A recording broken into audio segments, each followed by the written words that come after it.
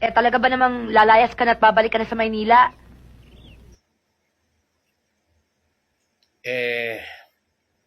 Ganun na nga. Bala ko na mamundok. Sana wag ka na umalis, Ismael. Bakit? Hindi kasi, unti-unti ko nang nakakagaanan ng pag-uugali mo. Magulo ka mang kausap, naaliw ako sa'yo. Puro kalokohan man ang pinagagagawa mo. Natutunan ko nang tanggapin. Kakaiba kang tao eh. Ka na umalis.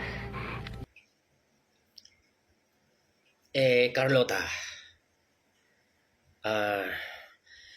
Simple lang naman ang kasagutan na kailangan ko.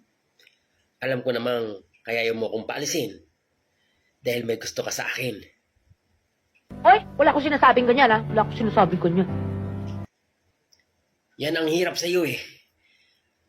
Ayaw mo pang aminin. Pinipilit mo pang itago sa damdamin mo na may gusto ka sa akin. Gusto mo pa yatang magalit ako eh. Eh, di magalit ka? Yan. Yung ugali mo yan ang pinaiiral mo na naman. Eh, paano ba naman magkakagustong tao sa'yo? Nananakot ka pa. Wala ka man kalambing-lambing sa katawan mo. Ano magagawa ko? Kung ganun ako. Ganun talaga. Ganun talaga ako magmahal. Ano naman ang diferensya doon? Natutuliligan tayo ako sa'yo.